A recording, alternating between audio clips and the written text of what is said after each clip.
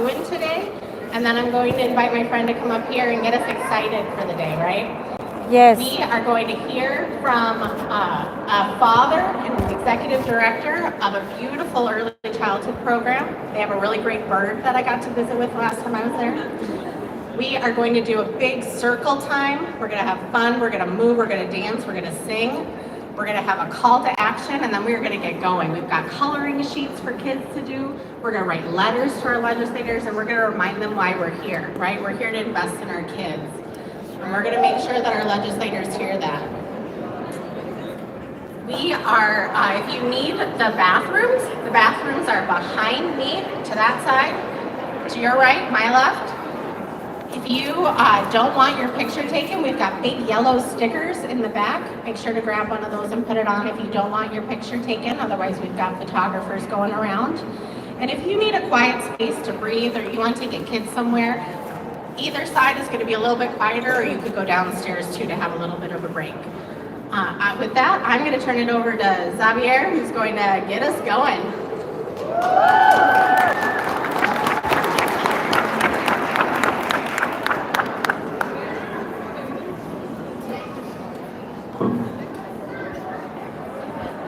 Hi everybody, can you hear me?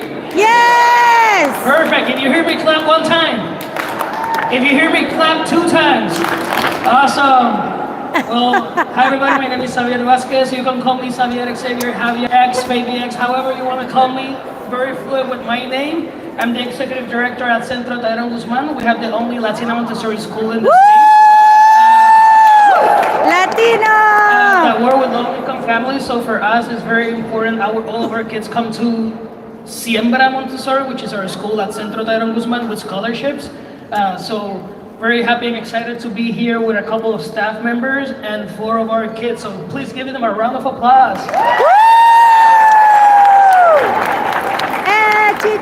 Thank you. So today, I am here not just as an executive director, not just as an advocate, but as a father. Because before policy, before programs, before budgets and politics, this is about our children. Hey! I want you to imagine something. Imagine a child full of potential, full of curiosity, showing up to their first day of kindergarten excited, hopeful, only to realize they're already behind. Imagine a 5-year-old sitting in a classroom struggling to understand the words their teacher is saying. Imagine their frustration as they try to keep up, as they start to believe that maybe they aren't as smart, that maybe school just isn't for them. Now imagine that same child years later, falling further behind, struggling through school, feeling like they don't belong in spaces where they were never set up to succeed. Imagine what that does to their spirit. This is not just an idea, this is a reality. Research from the National Research Center on Hispanic Children and Families show that nearly half of Hispanic children in low-income households participate in early care and education programs. But for immigrant families, barriers like cost, availability, and trust keep many from accessing the high-quality early education their children deserve. And the numbers reflect this. According to the Minnesota Department of Education, in 2022, fewer than 40% of Latina children in our state enter kindergarten fully prepared. That means more than half of our kids start their education already at a disadvantage.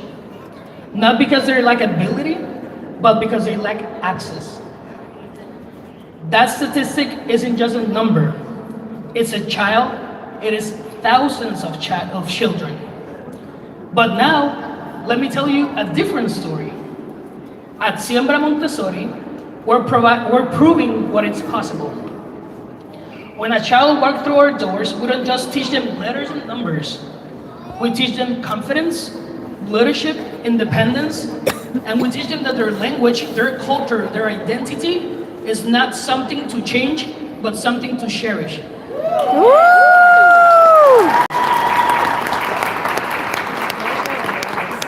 And do you know what happens when children are given that environment?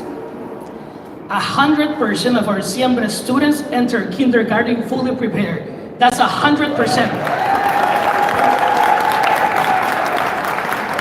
No exceptions, No at-risk labels, no starting behind, just children stepping into their futures, ready to thrive. This is what happens when we invest in early childhood education.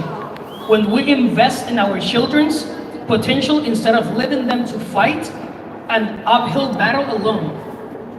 So I ask you, what kind of Minnesota do we want to build? A Minnesota where some children have access to high quality education while others are left behind? Or a Minnesota where every child, regardless of zip code, income, or immigration status, has the chance to learn, grow, and lead? Woo! We know what needs to happen. We need early learning scholarships so that cost is never a barrier. We need to support